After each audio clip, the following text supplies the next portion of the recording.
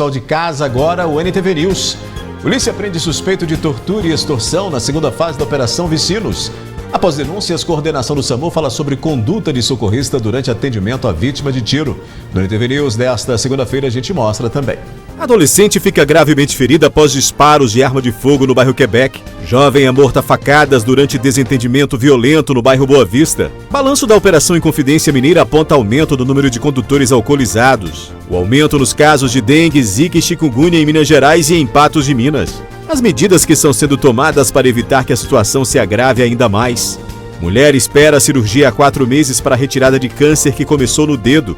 Moradores de Areado se juntam e reformam praça da localidade. Mato Alto tira a visibilidade de condutores e encobre placas de sinalização na estrada da Serrinha. Descarte irregular de lixo continua sendo problema no bairro Laranjeiras. As reclamações sobre o aumento do número de moradores de rua no entorno do terminal rodoviário. Estas e outras notícias agora no NTV News, que já está no ar.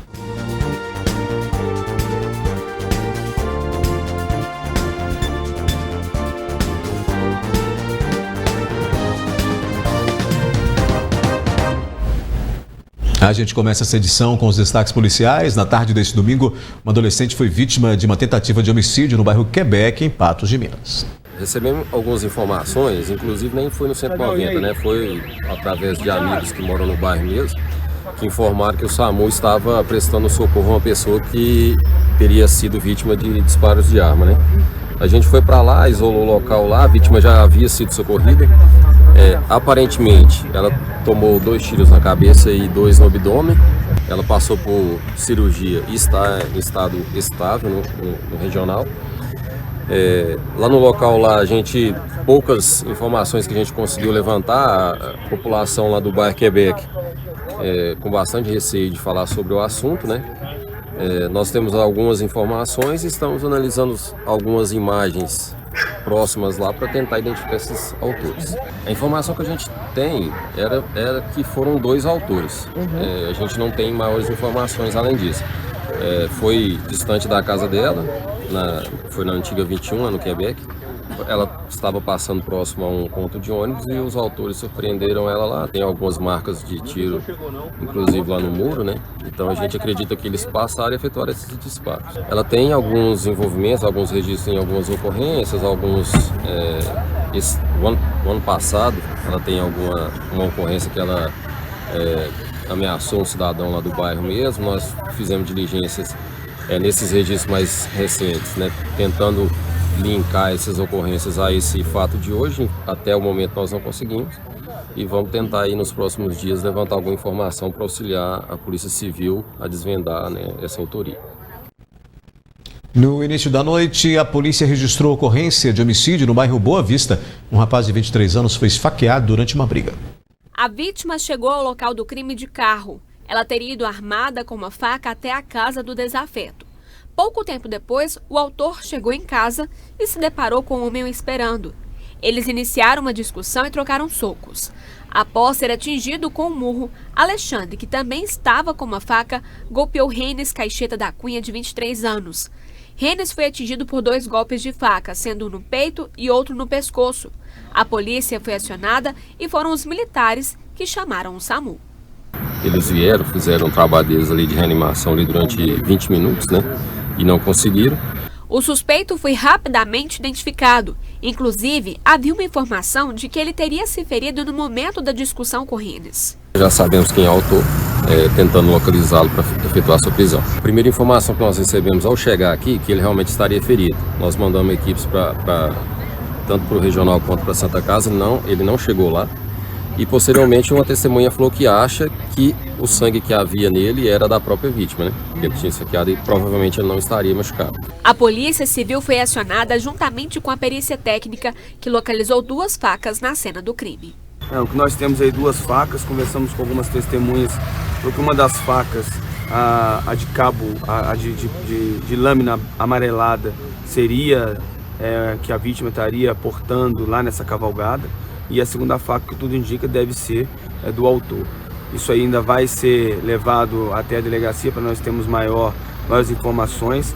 Várias pessoas já foram ouvidas através da OVM, Oitiva Virtual Móvel, aqui no local, para ter mais celeridade e que a gente possa finalizar esse procedimento com a maior cautela, mas com rapidez necessária para que a justiça seja feita. A perícia da Polícia Civil já veio ao local, continua tirando as suas conclusões.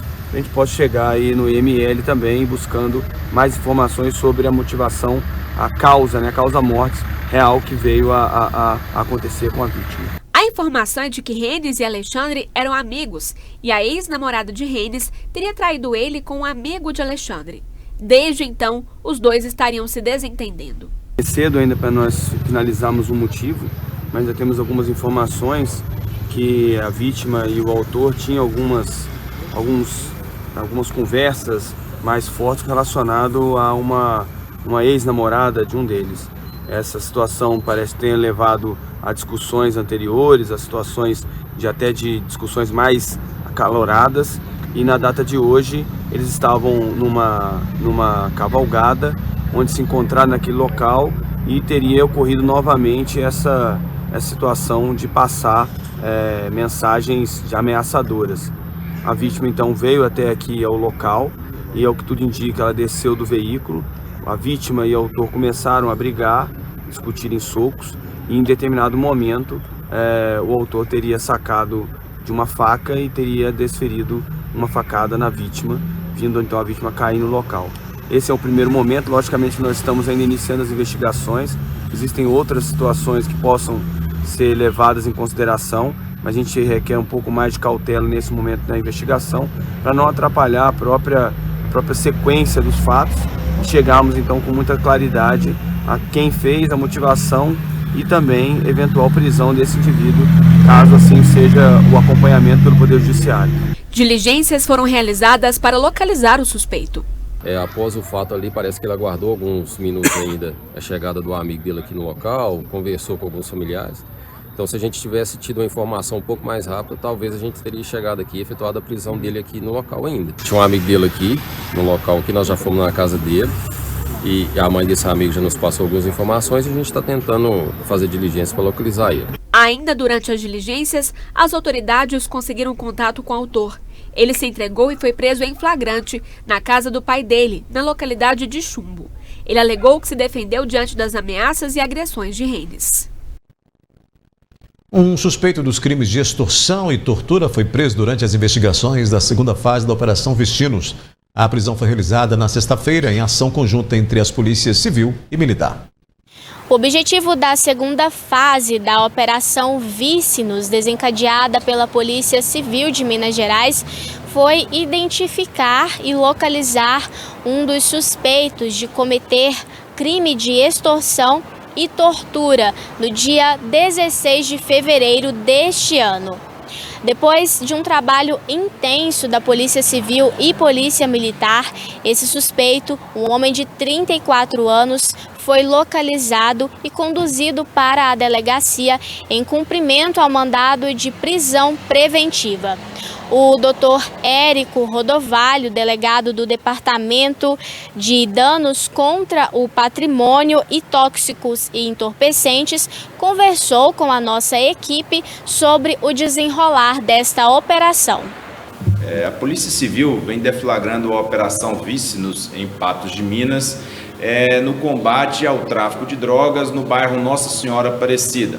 Em uma primeira fase foram cumpridos mais de 20 mandados de busca e apreensão, sendo vários alvos que vêm comandando o tráfico de drogas naquela região da cidade. Durante essas diligências, aportou informação de um usuário que teria deslocado até um desses imóveis investigados na primeira fase, que teria permanecido lá por mais de um dia consumindo drogas. Ele teria, nesse período, gastado todo o seu dinheiro que ele estava em posse e, como continuou usando drogas, os traficantes somente deixaram ele sair de lá, após o pagamento de uma quantia de R$2.000. Ocorre que ele não tinha esse dinheiro naquele momento e então ele passou a procurar pelo seu genitor para com que ele pudesse auferir esse dinheiro que estava sendo exigido pelos traficantes.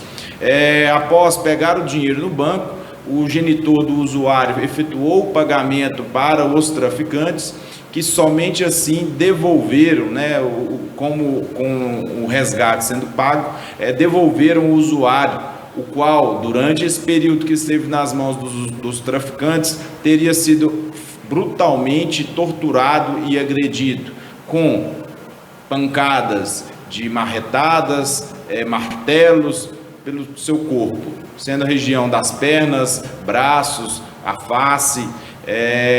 E após essas agressões e o pagamento do resgate, ele foi liberado. A partir daí, ele foi acionado o SAMU constatou as suas lesões em várias partes do corpo, ele foi submetido ao exame de corpo de delito no Instituto Médico Legal da Polícia Civil e também constatado várias lesões e fraturas em seu corpo decorrentes dessas agressões, e as diligências da Polícia Civil foram no sentido de identificar quem são esses traficantes que fizeram essas práticas de extorsão e de tortura. Um deles já foi identificado, a Polícia Civil representou pela sua prisão preventiva, o que foi acatado pelo Poder Judiciário e Ministério Público, e durante esse feriado, ele foi abordado pela Polícia Militar e foi dado cumprimento, então, ao seu mandado de prisão. Quanto aos demais investigados, a Polícia Civil segue em diligência para tentar identificar quem são esses indivíduos.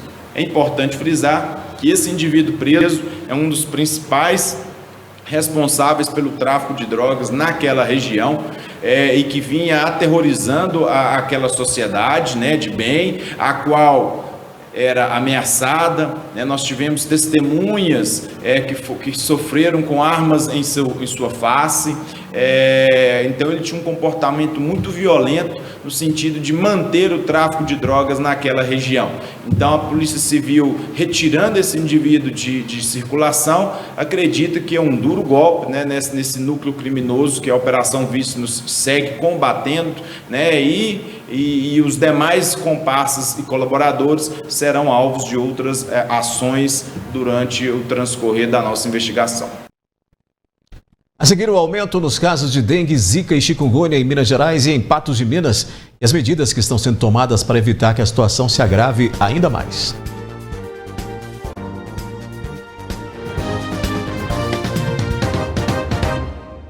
Vamos ver agora a atualização do boletim estadual da dengue, chikungunya e zika em Minas Gerais desta segunda-feira. Os casos prováveis de dengue em Minas Gerais já ultrapassam 235 mil.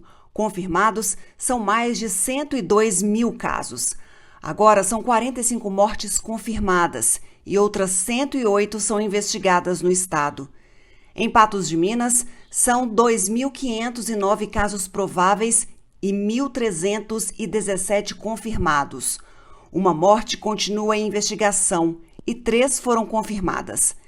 De chikungunya em Minas Gerais, são 50.590 casos prováveis e quase 21 mil confirmados. 14 pessoas morreram e 12 óbitos por chikungunya são investigados. Em Patos de Minas foram registrados 11 casos prováveis de chikungunya e 2 confirmados. De zika não há mortes e 18 casos foram confirmados no estado. Em Patos de Minas, há 3 casos prováveis de zika. Em meio às ações de prevenção, o Programa de Combate Municipal à Dengue vem realizando o recolhimento de pneus e também a vedação de caixas d'água.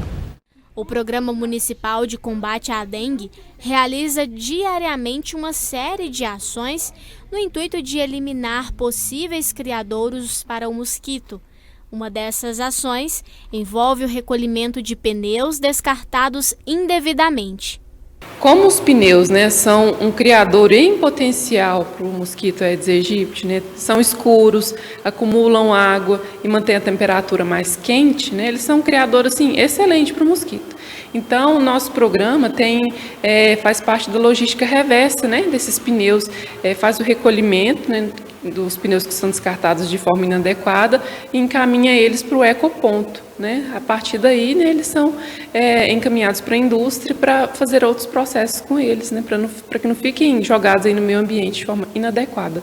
A população também pode colaborar, indicando os pontos em que há descarte indevido de pneus. A própria população pode solicitar, através do nosso telefone, se vê um pneu descartado de forma inadequada, pode ligar no 38229755, que também funciona como WhatsApp, ligar, informar o endereço, né, que é feito o recolhimento. E os agentes, né, que visitam casa a casa, quando eles passam, né, nos locais e verificam também que tem pneu descartado de forma inadequada, eles nos informam e nós realizamos aí o recolhimento. Outra ação realizada pelo Programa de Combate à Dengue é a vedação de caixas d'água quando necessário. Nós temos aí um sombrite, né, que funciona de uma forma temporária para vedar caixas d'água, né, que estão aí descobertas. Então, quando os agentes visualizam alguma caixa, né, que não tem a vedação adequada, eles repassam para os supervisores, né, do nosso programa, que vão até o local fazer essa vedação aí temporária até que o proprietário providencie, né, a vedação da sua própria caixa d'água, que é de responsabilidade do proprietário do imóvel.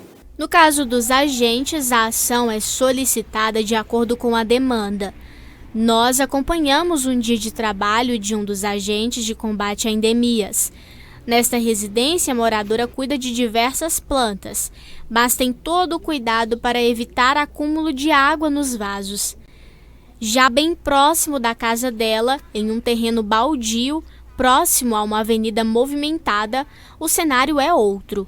Lixo por toda parte, muitos já com água acumulada, servindo de depósito para o mosquito, o que reforça também a necessidade de colaboração do morador em evitar descarte de lixo em local indevido.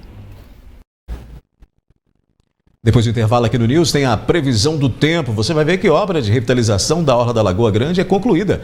E moradores do Areado se juntam e reformam praça na localidade.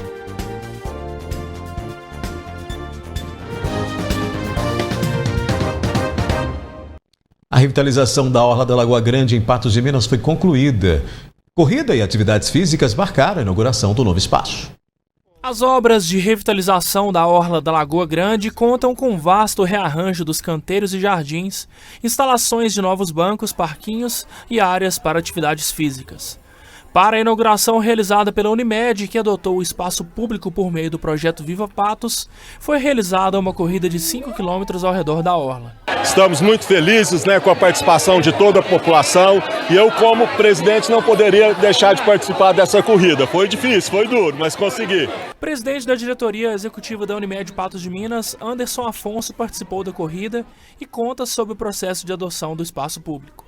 Quando nos foi apresentado o projeto Viva Patos, a primeira coisa que nós pensamos foi: nós queremos a lagoa. Por quê? Porque nós podemos trazer para cá várias atividades, Montamos a calistenia, tem a academia do idoso, o parquinho para as crianças, Nós temos o programa que é 60 mais lá da Unimed, onde convidamos todas as pessoas acima de 60 anos para a prática de atividade física. Então, como nosso objetivo é promover a saúde, nós queríamos esse espaço. E ficou muito bonito, estamos muito felizes, a lagoa está linda, E contamos com toda a população agora para nos ajudar a conservar e preservar. A população, como você disse, vai ser crucial na manutenção da segurança, da limpeza, de tudo aqui. Sem a ajuda da população não vai ser possível. Pedimos o apoio maior da Polícia Militar, vão colocar mais câmeras no projeto Olho Vivo, mas a população vai ter que nos ajudar, por favor. Membro do Conselho de Administração da Unimed, Eduardo Watanabe, conta que a ideia é que a Orla da Lagoa se torne sinônimo de prática esportiva e saúde. A maior finalidade da gente participar do projeto Viva Patos é preocupado com essa mudança de hábito, em trazer melhoria para a qualidade de vida da população. A Unimed fez um projeto muito bonito para a Lagoa Grande e teve essa sacada de fazer, junto com a Prefeitura hoje, a reinauguração junto da corrida da Unimed, A gente tem ainda alguns detalhes a serem melhorados aqui, as obras vão continuar aí por umas 3 semanas, mas hoje já a inauguração, apesar de que ainda faltam alguns detalhes, mas a população não deixou de usar o espaço em nenhum momento. A gente percebe que é um espaço que a população não abre mão de jeito nenhum. Então é aqui que a gente tem que investir mais e mais. Vamos manter esse espaço agora com mais câmeras de vídeo monitoramento, com a parceria da Polícia Militar, com as visitas da Secretaria de Desenvolvimento Social, que são diárias às pessoas que de repente possam estar em situação de dificuldade. Quem está em situação de dificuldade é uma coisa, quem está praticando crime é outra. Aí a polícia vai entrar em ação com esse vídeo monitoramento que é feito aí. A polícia que vê essas imagens em parceria com a empresa terceirizada que faz esse monitoramento, né, junto da polícia. E então é um trabalho diário que a gente vai ter aqui e não vamos desistir de nenhum espaço do município. Milhares de patenses participaram para prestigiar a corrida e conhecerem as novas instalações. Acreditamos que seja o maior cartão postal de Patos e a gente vê também que vários familiares vêm até aqui. Então é importante vir aqui, desfrutar de um ambiente agradável, seguro, limpo. E também, além da revitalização da orla, o prefeito já nos garantiu que a Praça do Mercado vai ser revitalizada, a rodoviária vai ser revitalizada. Então todo o entorno vai ganhar com isso. Com o apoio da Prefeitura e da Polícia Militar, o local também terá segurança reforçada. Vou deixar muito claro que a gente reconhece e agradece muito à Unimed pelo seu compromisso com o bem-estar social, compromisso com a coletividade, investimento alto aqui na Lagoa Grande. A gente tem certeza de que nunca aconteceu isso no município. Programa de adoção, várias prefeituras têm, isso não é novidade, mas são 15 milhões de reais, mais ou menos, de recursos aí privados que a gente conseguiu, em parceria, levar para o Mocambo, para a Lagoa, vai ter na Lagoinha, vai ter na Praça do Rosário, vai ter no Balão da Volks antigo, lá na Praça Champanhar, em vários locais que estão sendo revitalizados nesse padrão aqui de jardinagem toda trocada, bancos, lixeiras novas, iluminação em LED, parquinho, aparelhos de ginástica. Tá muito bacana de acompanhar. Moradores do distrito de Areado se reuniram para revitalizar a praça da localidade. A inauguração foi marcada por festa. Depois de esperar do poder público pela revitalização da praça, os próprios moradores do distrito de Areado resolveram se juntar e arrecadar o dinheiro necessário para transformar o local. Nós nos juntamos aqui, os vizinhos, fizemos toda a infraestrutura, as benfeitorias da praça, e hoje está recebendo aqui a comunidade do Areado, amigos, conterrâneos, vizinhos, para poder comemorar conosco a inauguração da nossa pracinha, né, chamada Praça de Cima. E é uma união das famílias, dos vizinhos, né, que se reuniram e resolveram fazer a pracinha, né, a infraestrutura necessária, os equipamentos necessários, bancos, mesas, para que a gente pudesse ter, digamos que, um pouco mais de qualidade de vida aqui na comunidade.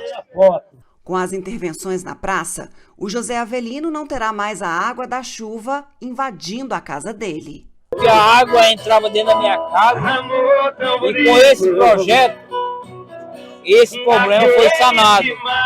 Não denegrindo a infraestrutura do poder público, porque a gente teve apoio, mas não é com esse projeto, toda a enchente, a água entrava na minha garagem. Os moradores fizeram festa neste domingo para inaugurar a nova praça.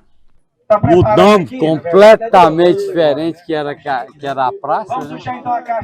Fizemos uma coisa que hoje todo mundo está. E eu agradeço. Todo mundo está presente aqui com nós. A semana começa com a manutenção das temperaturas amenas. A expectativa é de que o friozinho pela manhã continue e a elevação da temperatura ocorra durante a tarde, bem característico nessa situação típica do outono, né? Vamos conferir então os detalhes na previsão do tempo. Previsão do tempo.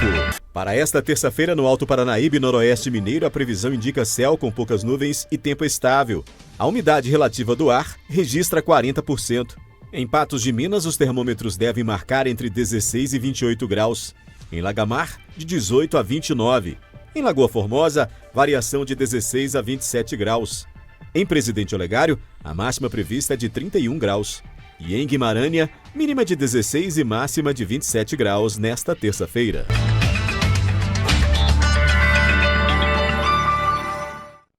A seguir tem a análise da notícia. Descarte irregular de lixo continua sendo problema no bairro Laranjeiras. Mato Alto tira visibilidade de condutores e encobre placas de sinalização na estrada da Serrinha.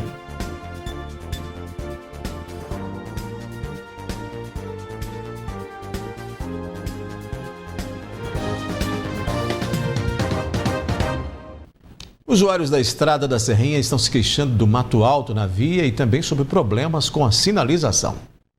Por meio de alguns vídeos enviados por telespectadores da NTV, viemos aqui na rotatória que dá acesso à Estrada da Serrinha para verificar como estava a situação aqui do mato alto, que prejudica toda a sinalização aqui do local.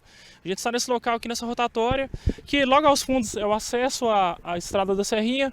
Aqui ao lado a gente tem o acesso a um frigorífico aqui da cidade e também ao distrito industrial.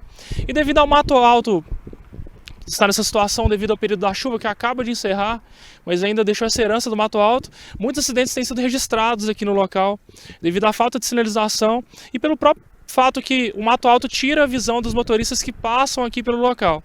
A gente conversou com um catador de recicláveis que vive aqui na região, que contou pra gente quantos acidentes que ele presenciou nesses últimos dias em que ele esteve aqui no local. Inclusive ele foi um dos responsáveis por retirar um coqueiro que foi derrubado por um motorista que acidentou logo aqui nessa esquina. Ele acabou derrubando um daqueles coqueiros que estava ao lado daquele outro coqueiro e ele mesmo tratou de arrastar esse coqueiro para o acostamento ali na parte que fica ao lado do lixo para evitar que mais acidentes ocorressem. Vocês vão ouvir um pouquinho da entrevista dele agora, dando um relato de como tem sido a situação aqui na rotatória de acesso da Estrada da Serrinha devido ao mato alto. É a Estrada da Serrinha, trevo da Suínco. Aqui simplesmente o mato está passando para dentro da estrada, muito perigoso. Acidente quase todos os dias. O mato está passando mais de metro para dentro da estrada. Pedi o prefeito para ver o que faz para nós aí, o prefeito ou quem de direito. Tá complicado aqui.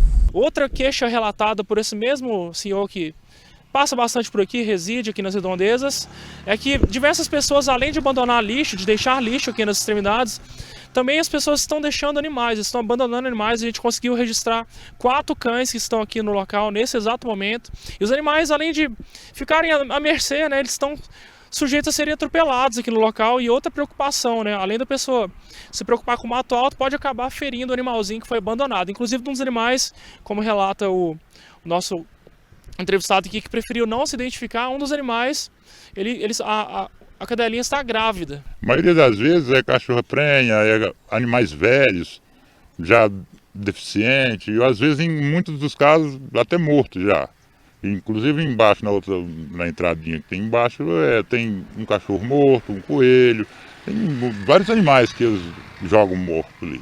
Então a cachorra, por exemplo, está com só um filhote agora, porque era 4, mas a dona mesmo, que tem uma ONG, veio e buscou 2 filhotes e está querendo ver se eu pego ela para levar para castrar. A Estrada da Serrinha é utilizada por produtores rurais, por caminhões que levam mercadorias e que buscam e levam mercadorias desse frigorífico para fora da cidade.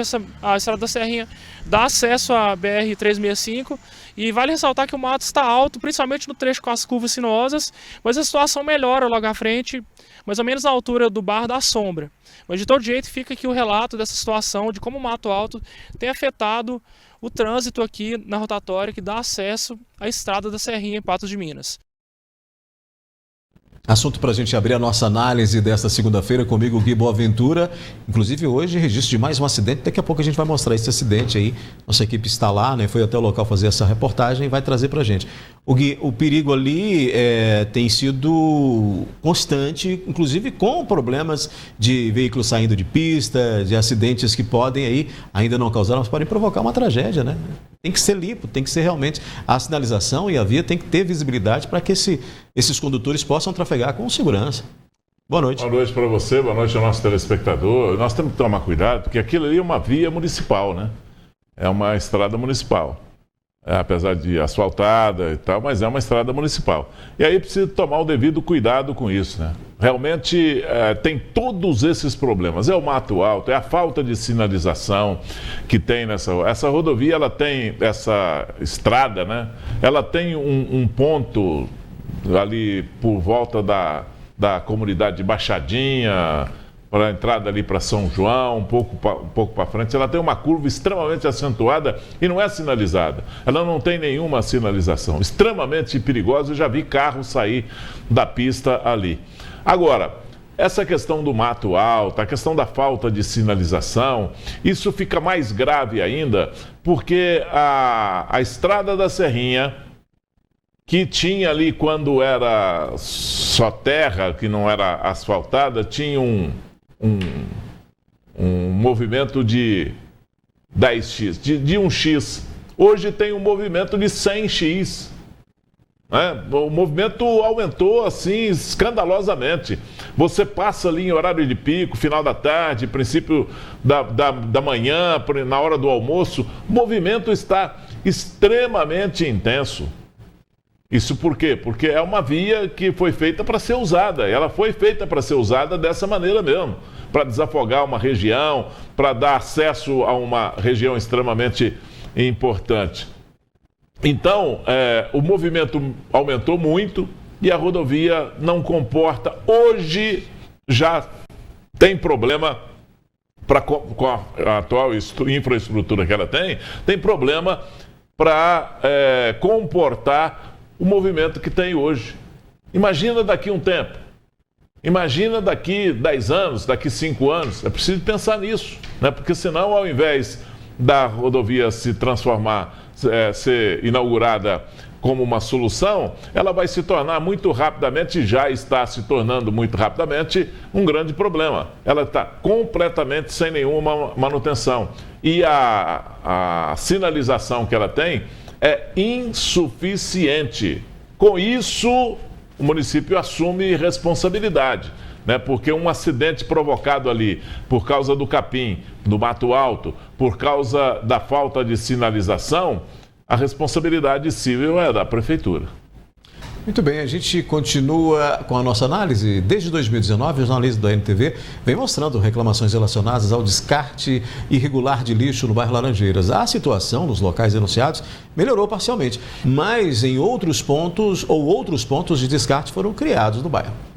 E mesmo com o passar dos anos, lixo continua sendo descartado aqui na rua Aristeu Caetano de Andrade, no bairro Laranjeiras, em Patos de Minas.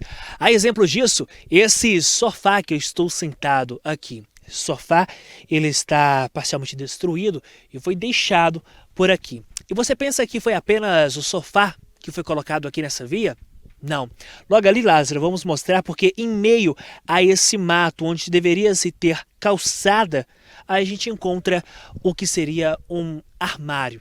Esse armário, ele está parcialmente destruído também, algumas portas dele, essas portas elas foram arrancadas e ele foi jogado aqui. Ele fica bem encostado nesta cerca em meio a esse mato. E o lixo, ele não para. Tá? O descarte continua sendo feito aqui nessa via no bairro Laranjeiras, em Patos de Minas. Olha só a quantidade de material que foi descartado do outro lado da rua. A gente consegue encontrar aqui essa parte do que seria de um móvel, possivelmente de um armário. E o que impressiona também é a quantidade de sacos plásticos que foram deixados por aqui. E em meio a esses sacos, a gente vai mostrar aqui agora, ô Lázaro, essas garrafas de vidro, algumas até mesmo de bebida alcoólica. Elas que, quando chover, pode acabar acumulando água e servir para local de criadouro do mosquito da dengue.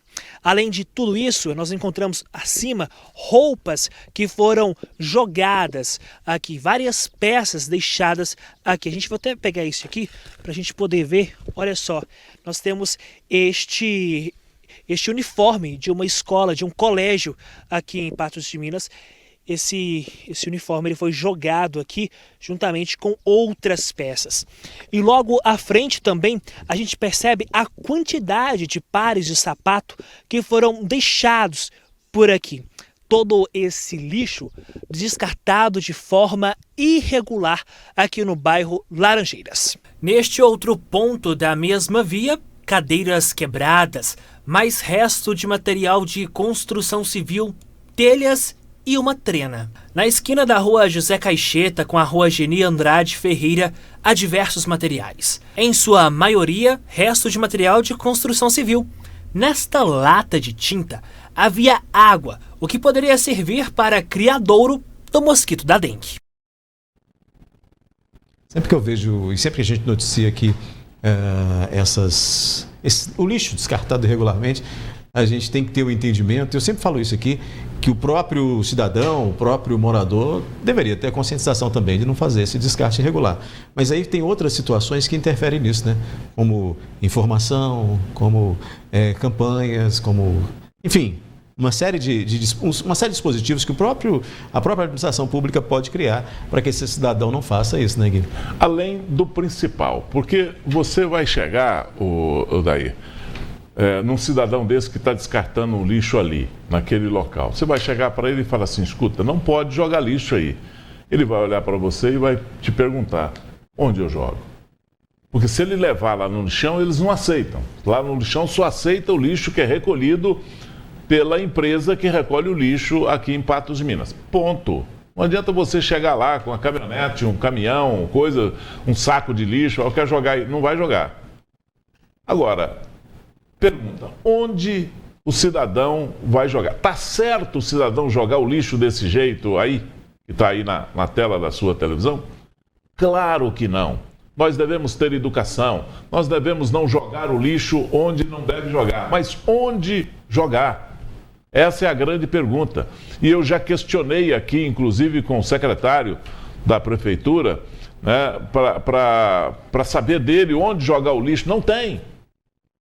É preciso construir ecopontos na cidade, nós já tivemos isso já, né, em alguns pontos aqui de Patos de Minas e foram retirados, eu não sei porquê, mas é preciso colocar ecopontos na cidade, locais onde o cidadão, a hora que ele tiver um local para jogar o lixo, aí pode-se cobrar multa, pode-se criticar, pode condenar, pode fazer o que quiser. Mas nesse exato momento ele não tem onde jogar o lixo.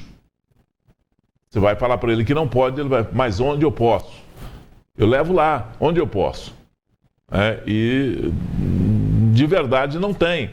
E aí não tem em nenhum ponto da cidade. E aí o que acontece? A orla da cidade, a beira da cidade, a periferia da cidade está imunda, porque o cidadão joga lixo.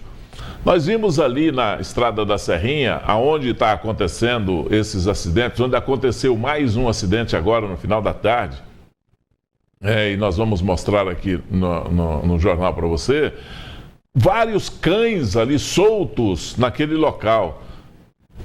Pressupõe-se que são cães soltos ali, mas não são. São cães que são atraídos pelo lixo que é jogado ali naquele local, que é descartado ali naquele local. Então você tem que dar a César o que é de César e fazer uma análise em cima do que é na realidade. É preciso resolver essa situação, mas com paliativos não vai resolver. O cidadão, eu tenho certeza absoluta que o cidadão, quando a gente tiver aqui um local para esse descarte de lixo, decente, cercado, aí a gente vai poder cobrar com mais afinco da população, que deve ser uma população educada, né? Nós não podemos jogar lixo em qualquer lugar, mas tem que ter um lugar para jogar o lixo, para descartar o lixo que não é recolhido pelo caminhão do lixo. É isso aí. Muito bem, você citou aí novamente a Estrada da Serrinha. O repórter Diego Natanael foi até lá então para registrar esse acidente que ocorreu agora no início da noite, que a gente mostra aqui. Pois é, essa família vinha de Uberlândia com destino a Patos de Minas. Era um motorista acompanhado da esposa e das duas filhas. Eu conversei com essa família que estava bastante abalada com esse acidente. De acordo com o pessoal, eles seguiam pela rodovia Natalino Fernandes Caixeta e, quando chegaram na rotatória, não se depararam com ela. Nisso, o motorista não conseguiu fazer a curva e acabou entrando no mato. O guincho foi acionado e realiza a remoção do veículo. Uma das alegações seria de que o motorista não teria visto que era a rotatória. Podemos ver aí nas imagens que o pare no chão está bastante apagado, falta sinalização vertical e também alguns dos postes estão apagados, o que dificulta realmente ver que é uma rotatória aqui para quem transita de noite. A gente faz um rápido intervalo, já a gente volta com mais análise da notícia aqui no News. Um acusado por homicídio ocorrido em 2016 foi julgado na tarde de hoje no Fórum Olímpio Borges, em Patos de Minas. Geraldo Marra da Silva, de 54 anos, é acusado pelo homicídio de Reinaldo Calixto Soares, ocorrido no dia 22 de abril de 2016. Conhecido como Zequinha, Reinaldo tinha 36 anos quando foi assassinado na rua Joaquim Eduardo dos Santos, no bairro Coração Eucarístico. De acordo com os autos do processo, Geraldo teria agido em decorrência de motivo fútil, já que o desentendimento entre ele e a vítima teve início por conta da venda de um veículo Ford Corcel. Reinaldo teria comprado o carro de Geraldo e, quando foi buscá-lo, necessitou pagar R$ 60 referentes a um reparo na bomba de gasolina. Além disso, Geraldo não encontrou o certificado de registro de veículo para transferi-lo para o nome do comprador e ainda se irritou quando o veículo foi multado em posse de Reinaldo, já que as multas caíram em seu nome. Reinaldo então vendeu o carro para um terceiro e Geraldo foi até a casa do comprador para pegar o carro de volta. Em seguida, Reinaldo ficou sabendo do ocorrido e retornou com o carro, fazendo com que Geraldo fosse novamente buscá-lo. O estopim foi quando Reinaldo, munido de uma faca, foi até a casa de Geraldo tentar retomar o carro e, após discussão, ser baleado 3 vezes na cabeça, falecendo no local. Geraldo se entregou dias depois do crime e posteriormente foi preso após ser flagrado com 2 armas carregadas, incluindo o revólver utilizado no homicídio. Réu confesso, ele está sendo julgado no Fórum Olímpio Borges por homicídio qualificado por motivo fútil. Esse julgamento ainda não chegou ao final, né? Continua acontecendo no fórum e a gente vai aqui até o final dessa edição esperar se esse resultado sair para a gente poder passar para vocês qual foi a decisão do júri, né? Não dando tempo hoje, a gente vai amanhã nos nossos telejornais mostrar para você. Depois de denúncias e questionamentos, a coordenação do SAMU se manifestou nesta segunda-feira sobre a conduta de uma técnica durante atendimento a uma vítima de tentativa de homicídio no bairro Quebec.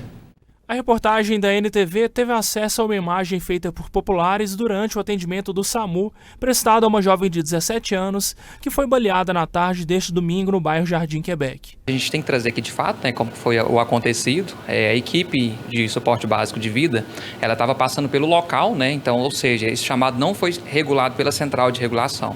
A população em si, então, parou aquela ambulância, né, e repassou ali para a equipe. Então, de fato, coisa que é muito importante quando a gente vai para algum atendimento, é os profissionais estar sabendo do que se trata. Então, de fato, como não foi um chamado regulado pelo SAMU, a equipe foi abordada, né, que eles estavam retornando para a base, a equipe já desceu, né, para prestar o primeiro atendimento. As queixas a respeito do que é registrado pelo vídeo é que a técnica que prestava o atendimento teria virado a vítima bruscamente e a mesma teria batido com a cabeça no solo. Ela se deparou com a vítima com sangramento, não sabia de fato se era trauma ou clínico, e como ela viu que a vítima estava muito grave, ela teve aquela tentativa rápida, né, de fazer aquele socorro, até por questão também de segurança, porque não se sabia se o atirador ainda estava no local, né? As pessoas falavam de um atirador, o ocorrido tinha sido na hora, então pela segurança também da própria equipe, ela teve aquele impulso, né, na tentativa de salvar a vítima rápido e retirá-la. Aquela parte ali que ela foca, né, de fazer o rolamento ali não era a mais recomendada,